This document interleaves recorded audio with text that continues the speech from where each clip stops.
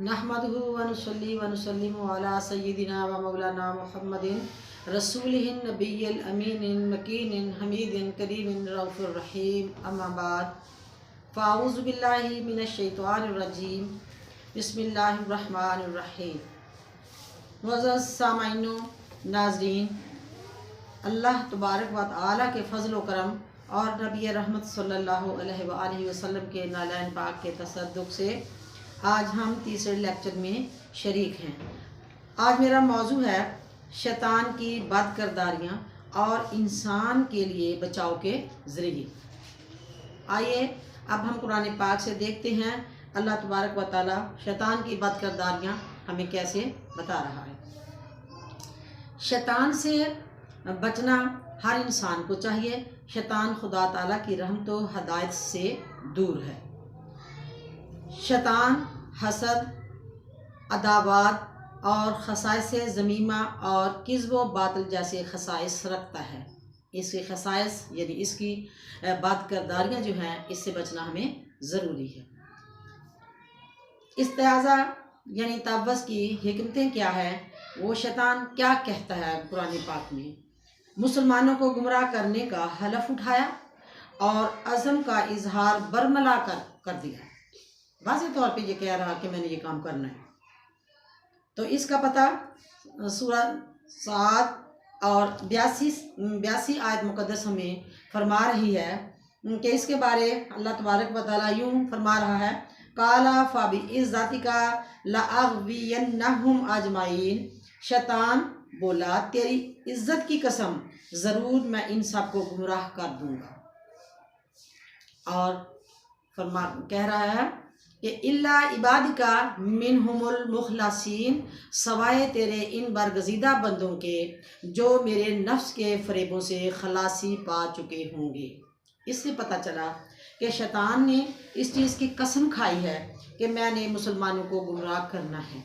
और साथ ये भी कह रहा है कि जो लोग अपना तहफ़्फ़ुज़ कर लेंगे, तहफ़्फ़ुज़ से मुराद कि जो तेरे बरगज़ीदा इखलास याफ्ता चुने हुए समझदार आलिम इल्म रखने वाले लोग और पुख्ता ईमान वाले लोग, वो मेरे इन फरेबों में नहीं आ सकते। इस बात की भी आगाही कर रहा है। उससे आगे शैतान की पैरवी करने वालों के मुतालिक अल्लाह ताला फरमा रहा है कि जो लोग शैतान की पैरवी करेंगे, अल्लाह भी फरमा रहा है कि अगर क़ाला फ़अल हक़्क़ा, अल्लाह ने फरमाया तो सच ये है।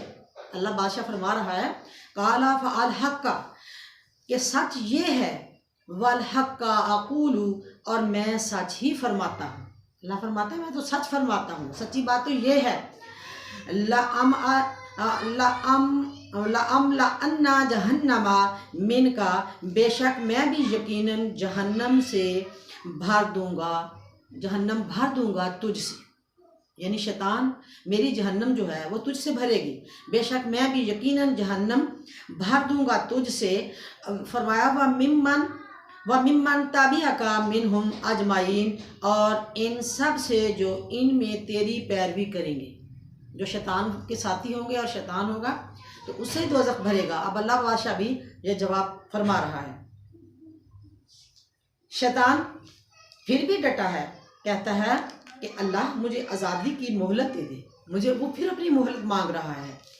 हालांकि अल्लाह ताला ने उसको दोज़ख का भी बताया है कि तुझे दोज़ख दूंगा और तेरे साथियों को दोज़ख दूंगा। तो सूरत अल हजर 39 आयत मुक़द्दस, इससे पता चलता है, अल्लाह फरमा रहा है, इसमें रब ने लिखा है क़ाला रब्बी बिमा अग़वैतनी, और वो शैतान कहता है कि ऐ परवरदिगार, इस वजह से कि जो तूने मुझे गुमराह किया है, इस वजह से कि तूने मुझे गुमराह किया है, और मैं क्या करूँगा, ला उज़य्यिनन्ना लहुम फिल अर्द, और मेरा काम ये होगा कि मैं भी यकीनन इनके लिए ज़मीन में गुनाहों और नाफरमानियों के खूब आरास्ता खुशनुमा बना दूँगा।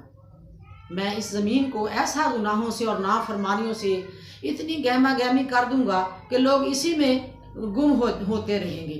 और फिर क्या कह रहा है, वला उग़वियन्नहुम अजमाइन, तो इन सबको ज़रूर गुमराह करके रहूँगा। फिर अल्लाह के सामने अकड़ रहा है। शैतान ने यहाँ भी कहा है, इल्ला इबादिका मिनहुमुल मुखलिसीन, सवाए तेरे इन बरगज़ीदा बंदों के जो मेरे नफ्स के फरेबों से खलासी पा चुके होंगे। फिर भी ये बता रहा है कि वो लोग मेरे काबू नहीं आएंगे जो कुरान पाक से ये इल्म जानते होंगे कि हमने अल्लाह ताला से लो लगाना है। शैतान कहता है, शैतान ने ज़्यादा से ज़्यादा इंसानों को साथ मिला लिया है ताकि हर हरबे से भटकाने और गुमराही के गढ़ों में धकेलने में कामयाब रहे। अब इसमें शैतान कहता है कि मैंने किन किन तरीक़ों से एक इंसान के पास आना है। सुम्मा ला आतियन्नहुम मिन बैनी ऐदिहिम, फिर यकीनन इनके आगे से और इनके पीछे से आऊँगा। यानी इनके आगे से भी और पीछे से भी आऊँगा। जो लोग इखलास याफ्ता नहीं होंगे उनके पीछे से भी आऊँगा। और फरमाया व मिन खालफिहिम, मैं पीछे से आऊँगा, व अन ईमानिहिम व अन शमाइलिहिम, और मैं इनके दाएं तरफ से भी और बाएं तरफ से भी इनके पास आऊँगा। यानी चारों तरफ से शैतान कहता है कि मैं आगे से, पीछे से, दाएं से, बाएं से। अल्लाह, मैं तेरे मुसलमानों को, जो तेरे कच्चे मुसलमान होंगे, जिनके ईमान में कोई डाउट होगा, जिनके पास ईमान की पुख्तगी नहीं होगी, तो मैं चारों तरफ से आऊँगा और करूँगा क्या, वला ताजिदु अक्सरहुम शाकिरीन, और नतीजा ये होगा कि तो इनमें से अक्सर लोगों को मैं शुक्र गुजार ना पाए, तू इसको अक्सर को शुक्र गुजार नहीं पाओगे। यानी कि मैं उनको ना शुक्री की आदत ही डाल दूंगा कि हर वक्त आपने ना शुक्री ही करनी है, और नतीजा तो इनमें से अक्सर लोगों को शुक्र गुजार ना पाएगा। ये ऐसा नाशुक्री की मैं आदत डलवा दूंगा। शैतान ने अल्लाह ताला से कहा, कुरान फरमाता है लाअनहुल्लाह, जिस पर अल्लाह ने लानत की है, अल्लाह ताला इसको लानत कर रहा है। वक़ाला, और जिसने कहा था लअत्तखिज़न्ना मिन इबादिका नसीबम मफ़रूदा, कि मैं तेरे बंदों में से एक मुअय्यन हिस्सा अपने लिए ज़रूर ले लूँगा। यानी कुछ लोग मैं तेरे मुसलमान बंदों से जिनके ईमान पुख्ता नहीं होंगे, यानी कुछ हिस्सा मैं ले लूँगा और करूँगा उनसे क्या मैं। फरमाया, कुरान मजीद फरमा रहा है, तो शैतान कहता है वाला उदिल्लन्नहुम, मैं इन्हें ज़रूर गुमराह करूँगा, वाला उमन्नियन्नहुम, और ज़रूर गलत उम्मीदें दिलाऊँगा। और कह रहा है कि वाला आमुरन्नहुम, और इन्हें ज़रूर हुक्म देता रहूँगा। किस चीज़ का हुक्म दूँगा, फला युग़य्यिरुन्ना ख़ल्क़ल्लाह, सो वो यकीनन अल्लाह की बनाई हुई चीज़ों को हम बदला करेंगे। यानी ये बरबला के ये बातों का ऐलान कर रहा है कि अल्लाह ताला, मैं तेरे बंदों को ऐसे करूँगा और करूँगा उनको जो मुअय्यन हिस्सा लूँगा, और जिनके पास ईमान की पुख्तगी ना होगी, जो कुरान को नहीं जानते होंगे, तो मेरा दाव लगता रहेगा। अल्लाह ताला फिर फरमा रहा है सूरत निसा की 19 आयत मुक़द्दस में, वमन यत्तखिज़िश-शैतान वलिय्यम मिन दूनिल्लाह, और जो कोई अल्लाह को छोड़कर शैतान को दोस्त बना ले, तो फरमाता है अल्लाह, फ़क़द ख़सिरा ख़ुस्रम मुबीना, तो वाक़या वो सरी नुकसान में रहा। यानी जो शख्स तेरे पीछे जाएंगे वो सरी गुमराही में होंगे, पीछे रह जाएंगे। फिर अल्लाह ताला फरमाता है, इन्नहु लैसा लहू सुल्तानुन अलल्लज़ीना आमनू, बेशक इसे उन लोगों पर कुछ भी गलबा हासिल नहीं होगा जो ईमान लाए। और अल्लाह ताला फरमा रहा है सूरत नहल की 99 आयत में, व अला रब्बिहिम यतवक्कलून, और अपने रब पर तवक्कल करते हैं। यानी जिनका तवक्कल जो है, अल्लाह ताला फरमाता है वो कभी भी तेरे रास्ते में तो उनके बैठ नहीं सकता और ना वो भटक सकते हैं। पता चला कि मुसलमानों को गुमराह करने की शैतान ने कसम खाई, हलफ उठाया। नंबर 2, खुदा जवाब दे रहा है, मैं शैतान की पैरवी करने वालों को दोज़ख में डालूंगा। और फिर रब ये भी फरमा रहा है, शैतान खुदा ताला से आज़ादी की मोहलत मांग रहा है। शैतान ने कहा, मैं दाएं बाएं आगे पीछे से आऊँगा और मैं शुक्रगुजार ना होने दूंगा। और शैतान ने अल्लाह से ये कहा, अल्लाह ने, शैतान ने अल्लाह से ये कहा, अल्लाह ने इस पर लानत डाली और इसने कहा मैं गुमराह भी करूँगा, गलत उम्मीदें भी दिलवाऊँगा और ज़रूर मैं हुक्म देता रहूँगा कि तेरी चीज़ों को बदले। खुदा ने फरमाया शैतान का दोस्त नुकसान में है। लिहाजा अल्लाह तबारक व तआला हमें ईमान की पुख्तगी नसीब फरमाए और हम कुरान पाक से इसके इन दावों से, इन फरेबकारियों से बचने के लिए हम अपना तहफ़्फ़ुज़ सोचते रहें। और आइए कुरान पाक से देखते हैं हमें तहफ़्फ़ुज़ कैसे करना चाहिए। जो ये बातें बरमला के कह रहा है इनका सद्जवाब हम कुरान पाक से देखते हैं कैसे करना चाहिए। क्योंकि इब्लीस के अलावा भी कई अफराद जिन्नों इंस के मुकाबले कबीले से हैं और जो मनफी और तखरीबी मकासद के लिए दूसरे लोगों को नुकसान पहुँचाने पर तुले रहते हैं। बुग़्ज़-ओ-नाद की वजह से वो दूसरों के ख़िलाफ़ तरह तरह की स्कीमें सोचते रहते हैं।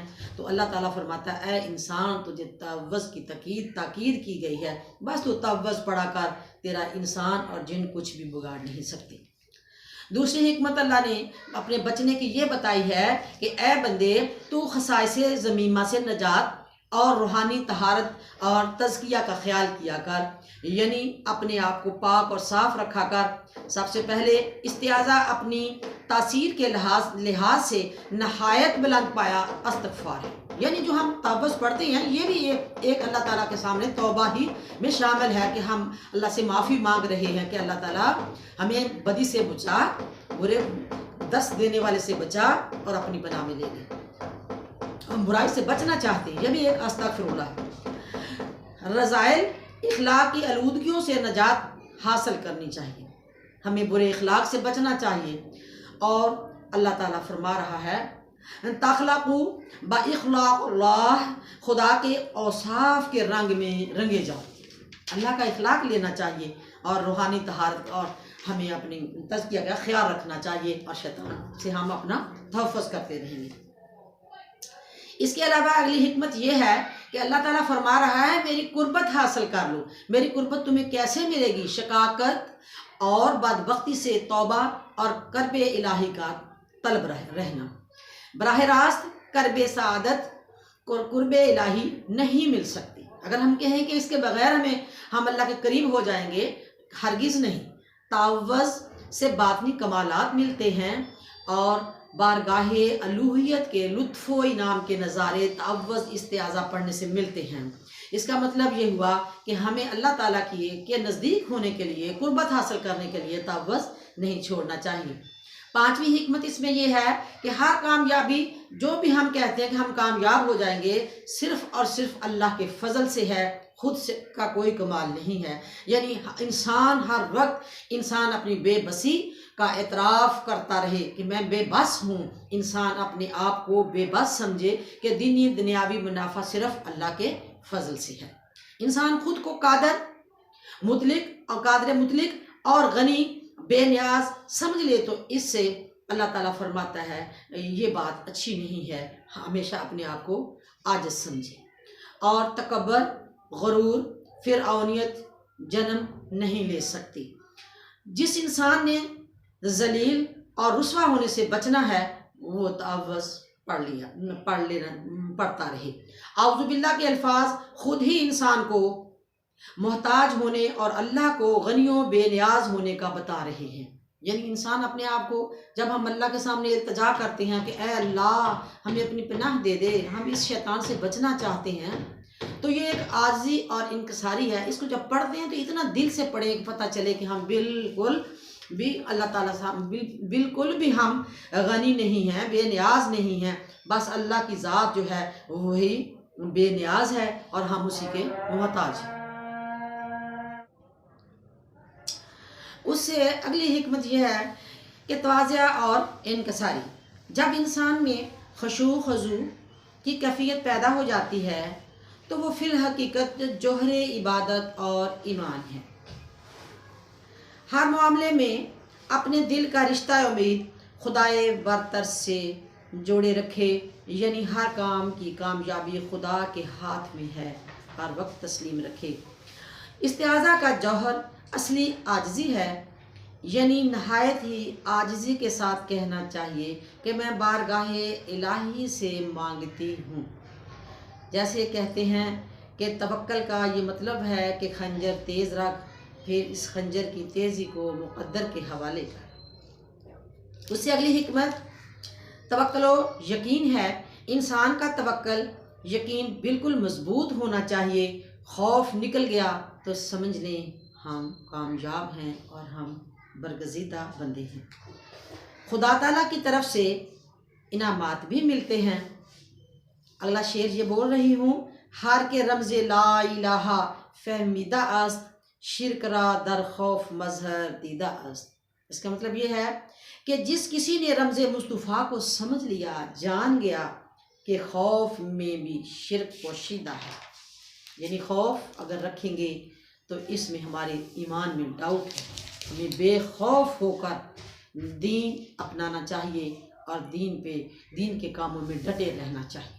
अगली हिकमत, हर बातल के साथ साजगारी से परहेज। यानी अगर कोई शख्स आपको बातिल ईमान से फारिग नज़र आता है तो आप उसके साथ मददगारी या साजगार माहौल या उसके साथ सुलह, दुआ, सलाम, ताल्लुक़, वास्ता बिल्कुल भी ना रखें। अल्लाह ताला का पाक कुरान फरमा रहा है सूरत मोहम्मद की 35 आयत मुक़द्दस में कि फ़ला ताहिनु, बस तुम सुस्ती ना करो, वतादउ इलस्सलाम, और वतादउ इलस्सलमी, और बातल को सुलह की तरफ ना बुलाओ, यानी ना सुलह रखो उनसे। व अंतुमुल आलौना, और तुम ही गालब आओगे। वल्लाहु माअकुम, और अल्लाह तुम्हारे साथ है। फरमाया वलन यातिरकुम आमालुकुम, वलन यातिरकुम आमालुकुम, और हरगिज़ तुम्हारे आमाल यानी जिद्दोजहद बेनतीजा ना जाने देगा। अल्लाह ताला तुम्हारे अमाल का, तुम्हारी मेहनत का सिला तुम्हें ज़रूर दे देगा। इस आयत मुक़द्दस 35 सूरत मोहम्मद से पता चला कि हमें अपने जो साथ बातिल लोग हैं उनके साथ हमें कता कलामी रखनी चाहिए। दिल से उनको बिल्कुल भी उनसे ना कोई उम्मीद रखें और ना उनसे सुलह रखें और ना खुशगवार माहौल रखें। आप सल्लल्लाहु अलैहि वसल्लम की हदीस पाक भी है कि एक वाक़या मैं बयान कर रही हूँ कि अल्लाह ताला के प्यारे महबूब मुस्तफ़ा फरमा रहे हैं कि बेशक तुम पैगम्बर इनकलाब सल्लल्लाहु अलैहि वसल्लम के दस्ते अक़दस बार इंसानों में से हर सुरख व स्याह बातल के साथ जंग की बैत कर रहे हैं।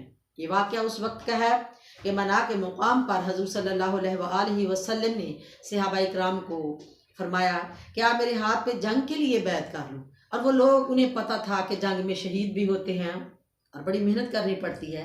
उन्होंने बड़े दिल के साथ, हम सिर्फ कलमा शरीफ पढ़ते हैं और कहते हैं कि दायरा इस्लाम में आ गए हैं। ये देखिए कि उनको पता है कि जंग में कौन कौन से मसाइल पेश आते हैं, कैसे शहीद भी हो जाते हैं। तो उन्होंने बैत की है। ये है एक बरगज़ीदा और अल्लाह के इखलास याफ्ता बंदे। जैसे एक शेर, ये शहादत के उल्फत में कदम रखना लोग आसान समझते हैं मुसलमान होना। तो मुसलमान ऐसे हो कि इंसान अपने ईमान पे पक्का रहे, हर मुश्किल को बर्दाश्त करे। कुरान पाक में हर शैतानी कुव्वत के साथ सुलह ना करने की तलकीन अल्लाह ताला ने की है। कुरान पाक बता रहा है कि किसी ऐसे लोगों के साथ, शैतानी कुव्वतों के साथ सुलह ना रखो। इन्नश शैतान लकुम अदुव्व, फरमाया बेशक शैतान तुम्हारा दुश्मन है। सूरत फातिर की 6 आयत मुक़द्दस बता रही है कि इन्नश शैतान लकुम अदुव्व, कि बेशक शैतान तुम्हारा दुश्मन है। फत्तखज़ूहु अदुव्व, तो तुम भी इसे दुश्मन समझो, कि दुश्मन को दुश्मन समझना है। ये कभी भी तुम्हारा जो है दोस्त नहीं बन सकता। इस बात पे हर मुसलमान को पक्का रहना चाहिए। अल्लाह ताला फिर ताकीद फरमा रहा है कि ये जो शैतानी हमले हैं ये बहुत ही मोहलिक और ख़तरनाक बीमारी है, ऐसी बीमारी है। तो इसके लिए सूरत आराफ की 16 आयत मुक़द्दस से साबित हो रहा है, क़ाला फ़बिमा अग़वैतनी, इस इब्लीस ने कहा बस इस वजह से कि तूने मुझे गुमराह कर दिया, मुझे गुमराह किया है। अल्लाह से कह रहा है तो मुझे कसम है ला अक़उदन्न लहुम सिरातिकल मुस्तक़ीम, और मैं क्या करूँगा, मुझे कसम है कि मैं भी इन अफराद बनी आदम को गुमराही के लिए तेरी राह हक से हटा दूंगा। ये कहता है कि मैं गुमराह करूँगा, मैं राहों में बैठूंगा। तो अल्लाह ताला फरमा रहा है कि ऐ लोगों, ये कैसे लोगों के, इस बात को समझ होनी चाहिए, कैसे लोगों के रास्ते में बैठेगा। गुमराही के लिए हम कुरान पाक खोल के बैठ जाते हैं, कहते हैं कि हम कुरान पाक पढ़ रहे हैं, बावजूद उसके शैतान हम पे हमले कर रहा है। उसकी वजह क्या है? उसकी वजह यही है कि अल्लाह ताला फरमाता है कि मैंने एक ही आयत मुक़द्दस से तुम्हें साबित कर दिया है। उसकी वजह यह है कि युदिल्लु बिही कसीरा, इसी तरह अल्लाह एक ही बात के जरिए बहुत से लोगों को गुमराह ठहराता है। पढ़ते वो कुरान है और गुमराह ठहरा रहा है अल्लाह ताला। वह यहदी बिही कसीरा, और बहुत से लोगों को अल्लाह ताला हिदायत देता है। ये एक आयत मुक़द्दस से दो बातें निकल रही हैं। इसका मतलब ये है कि गुमराह वो लोग होंगे जो तजवीद और ग्रामर के बगैर तर्जमा करेंगे और तजवीद के बगैर कुरान पाक की किरात करेंगे। क्योंकि जब इंसान गलत पढ़ता है तो फिर उसका माना भी गलत बनता है, और गलत से फिर इंसान गुमराह हो जाता है और शैतान को फिर मौका मिल जाता है कि ये अपनी मंजिल पे नहीं पहुंच रहा। मिसाल के तौर पे नुक्तों वाले काफ के जरिए जब हम कहते हैं कुल हुवल्लाहु अहद, तो इस कुल जो नुक्तों वाला काफ है, इसका मकसद होता है कि फरमा दीजिए अल्लाह एक है। और हमारा जो ज़बान की जड़ है वो हमारे ऊपर जो छोटा सा कौवा अल्लाह ताला ने बनाया हुआ गले में, वो हमारी ज़बान की जड़ उसके साथ मिलती है और हम उसको अपने गीले तालु के साथ, ज़बान की जड़ के साथ गीले तालु के साथ लगती है, तो हम कहते हैं कुल। तो कुल का मतलब होता है कि फरमा दीजिए अल्लाह एक है, कुल हुवल्लाहु अहद। और जब हम ये बात कह देंगे कि कुल हुवल्लाहु अहद, हमने दूसरा डंडे वाला काफ इस्तेमाल कर लिया, जिसका मतलब है खा लो अस्तगफिरुल्लाह, अल्लाह एक है। अब कुल और कुल में कितना फ़र्क है। जब हमने इसका मतलब ही लफ्ज़ ही बिगाड़ दिया, इसका तलफ़ुज़ ही नहीं है, ठीक नहीं है, दुरुस्त नहीं है, तो फिर युदिल्लु बिही कसीरा, हमने अपना हक अदा नहीं किया। तो शैतान जो है फिर वो रास्ते में बैठता है। बेशक हम कुरान पाक भी पढ़ते हैं, हम अपनी असल मंजिल पे पहुँचते नहीं हैं। तो अल्लाह ताला फरमाता है कि मेरा पाक कुरान साफ सुथरा है। इसमें बता रहा है 26 आयत मुक़द्दस अल बकरा में कि युदिल्लु बिही इल्लल फासिकीन, इससे सिर्फ इन्हीं को गुमराही में डालता है जो पहले से नाफरमान है। नाफरमान जो लोग होते हैं उनको भी मैं, अल्लाह ताला फरमाता है, गुमराही में डाल देता हूँ। तो नाफरमानी यही है कि जब अल्लाह ने फरमा दिया कुरान पाक दुरुस्त पढ़ना है, जब उसको पढ़ा ही नहीं तो नाफरमानी तो अल्लाह की कर ली। जब नाफरमानी हो गई तो अल्लाह ताला फरमाता है फिर शैतान को, एक ही आयत मुक़द्दस हमें बता रही है कि शैतान को रास्ता ना दो। और कुरान पाक आप जो तजवीज़ के साथ आपको अल्लाह ताला ने हुक्म दिया है, वरत्तिलिल कुरान तरतीला, इसको ठहर ठहर के तरतील के साथ इसको सोच समझ के पढ़ना है ताकि शैतान के वसों से बच सके। तो अल्लाह ताला के चुने हुए बंदे बनना चाहिए, फरमा बरदार बनना चाहिए। चुने हुए बंदे यही हैं कि जो पाक कुरान को पढ़ेंगे और उसके ताबे होकर ज़िंदगी बसर करेंगे। और फिर फर्मा बरदारी भी यही है कि अल्लाह का हुक्म ये है कि मेरा पाक कुरान बता रहा है, जो अहकामात जितने मैंने लिखे हैं उन पे चलना है, तो ये अल्लाह ताला की फर्मा बरदारी हो गई। तो नाफरमानी से हमें बचना चाहिए, कुरान पाक सही पढ़ना चाहिए, तर्जमा तफसीर सही होना चाहिए। गलती के इम्कान से शैतान आता है। कुरान सही ना पढ़ना बहुत बड़ी नाफरमानी है और तावज़ी पढ़ना चाहिए, और वो कुरान पाक पढ़ने से पहले ही पढ़ लेना चाहिए। अब मैं हदीस नबी सल्लल्लाहु अलैहि वसल्लम से भी आपको बता रही हूँ, जामे तिर्मिज़ी से है कि जिस शख्स ने कुरान में बगैर इल्म के गुफ्तगू की, बस अपना ठिकाना जहन्नम बना ले। इसका मतलब ये है कि कुरान पाक की बात करना कि इल्म है नहीं और कुरान पाक की बात करना शुरू अगर कर दें तो उसका ठिकाना दोज़ख होगा। दूसरी हदीस शरीफ भी जामिया तिर्मिज़ी से मैं बयान कर रही हूँ, जिस शख्स ने कुरान पाक में अपनी राय से या ना जानते हुए गुफ्तगू की, बस वो अपना ठिकाना जहन्नम बना ले। तीसरी हदीस शरीफ भी मैं बोल रही हूँ, जामिया तिर्मिज़ी से है, फरमाया जिसने कुरान में अपनी राय से बात की, इसने खता की। अब फिर मैं सारी बातें दोहरा रही हूँ। शैतान के हमले मोहलक बीमारी है। नंबर 2, इल्म के बगैर गुफ्तगू ना करो। नंबर 3, कुरान पाक गलत पढ़ना बहुत बड़ी नाफरमानी है। और फरमाया अगर गलती से कुरान पाक पढ़ा तो शैतान आ जाता है। कुरान पाक दुरुस्त पढ़ना चाहिए। जैसे नसरुल्लाह स्वाद से है, सीटी भद्दी है, इसे नहीं आनी चाहिए। इसका मतलब होता है कि अल्लाह की मदद आए। अगर हमने स्वाद से अदा नहीं किया, सीन बना ली, सीन की सीटी आ गई, जैसे नसरुल्लाह, तो नस जब सीटी आ जाए, सीन बना दी स्वाद की जगह, तो इसका मतलब ये हो जाएगा अल्लाह चीले और गिद्धों की मदद भेज। तो इसके लिए ये बात अल्लाह ताला सही और साफ सुथरे तरीके से बता रहा है, ए बंदे तू समझ और शैतान से बच और मेरा कुरान पाक दुरुस्त पढ़। आप सल्लल्लाहु अलैहि वसल्लम दुनिया में तशरीफ लाए। आप दुनिया को इकट्ठा करते, लोग इकट्ठे होते, सहाबा इकराम भी बैठते। आप सल्लल्लाहु अलैहि वसल्लम सबसे पहले तवज्जुद और फिर तस्मिया पढ़ते। उसके बाद आप सल्लल्लाहु अलैहि वसल्लम ये बात फरमाते। कुरान पाक की सूरत में, कुरान पाक में ये लिखा गया है कि यतलू अलैहिम आयातिही, तो आप सल्लल्लाहु अलैहि वसल्लम इन पर इसकी आयतें पढ़ता, वायुज़क्कीहिम, और इन लोगों को पाक फरमाते, वायुअल्लिमुहुमुल किताबा वल हिकमता, और इन्हें किताब और हिकमत की तालीम देते, यानी दिल का वुजू करवाते, उनको पाक साफ करते। और फरमाया, ए बंदे तू कल्बे रूह की ततहीर, यानी कल्बे अपने कल्ब को और अपनी रूह को साफ और सुथरा रख। जैसे तस्मिया, ज़िक्र इलाही और हिस्सा कुरान है। इस्लाम में हर काम का आगाज़ तस्मिया से करते हैं, तालीम दी है ताकि अनवार तजल्लियात हासिल हो जाए। अल्लाह ताला फरमाता है इस्तिआज़ा, वो इस बिस्मिल्लाह से पढ़ने, तस्मिया से पहले वो इस्तिआज़ा पढ़ लो, उसकी भी ताकीद फरमाई गई है कि आप शैतान से भी पाक हो जाओ, वो भी आपके करीब ना हो जाए होए। और फरमाया जिस तरह कोई शख्स, एक मिसाल दी है कि जिस तरह कोई शख्स अपने आप को साफ सुथरा लिबास जब वो पहनना चाहता है तो पहले वो गुस्ल करता है, सुथरा होता है, साफ सुथरा जिस्म को करता है, फिर कपड़ा पहन लेता है। तो अल्लाह ताला फरमाता है इस तरह जब मेरा कुरान पढ़ते हो, कपड़ों की सफाई के साथ साथ, अपने जिस्म की सफाई के साथ साथ अपने दिल और अपनी रूह की सफाई भी कर लिया करो। उससे क्या मुराद है? अल्लाह ताला फरमाता है सूरत अल-वाक़िया 79 सूरत में, आयत मुक़द्दस में 79 सूरत में, सूरत वाक़िया की 79 आयत मुक़द्दस में मैंने फरमा दिया है, ला यमस्सुहु इल्लल मुतहहरून, कुरान को मस ना करें सवाए बावुज़ू लोगों के। यानी जैसे कहते हैं आ दिल दा वज़ू करके कुरान दी गल करिए, हो जाएगा रब राजी, ओदे कुरान दी गल करिए।